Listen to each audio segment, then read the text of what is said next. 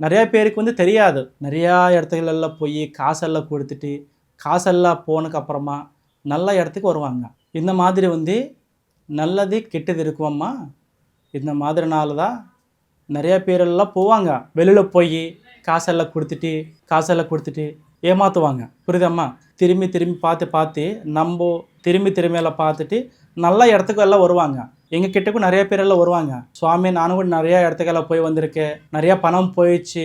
ஆனால் எங்களுக்கு வந்து வீட்டில் வந்து மனசாந்தி இல்லை, லக்ஷ்மி சாந்தி இல்லை, பணசாந்தி இல்லை, எந்த சாந்தி இல்லை. ஏதோ நடக்குது மேபி. ஆனால் கண்ணுக்கு தெரிய மாட்டேது சுவாமி. அது என்ன ஆனது நீங்கள் தான் பார்க்கணும் சுவாமின்னு அவங்க பார்க்கும்போது அவங்க பேர் வச்சு, டேட் ஆஃப் பர்த் வச்சு, ராசி நட்சத்திரம் வச்சு, அப்பா அம்மா பேர் வச்சுட்டு நான் வெத்தலில் மயிலில் போடுவேன். எப்படின்னா இந்த மாதிரி வெத்தலில் மை போட்டுட்டு தேவியோட மந்திரம் உச்சாரணம் பண்ணிவிட்டு இப்படியே ஒரு 2 மினிட்ஸ் கண்ணு மூடக்கூடாமல் 2 மினிட்ஸ் பார்த்துட்டு அவங்க பேர், ராசி, நட்சத்திரம், கோத்திரம், அப்பா பேர், அம்மா பேர் எல்லாம் பார்த்துட்டு வெத்தலை மை போட்டு பார்த்துட்டா கண்ணுக்கு தெரிஞ்சிடும். அந்த மாதிரி சக்தி என்னோட பெருமைக்காக நான் சொல்கிறது கிடையாது.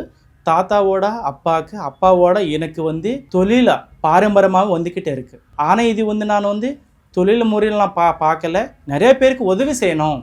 புரியுதம்மா? இந்த தொழிலில் வந்து நல்லது செய்கிறதுக்காக தான் கடவுள் இன்னும் இந்த இடத்துக்கு உட்கார வச்சிருக்கிறாங்கன்னு நான் நம்புகிறேன்.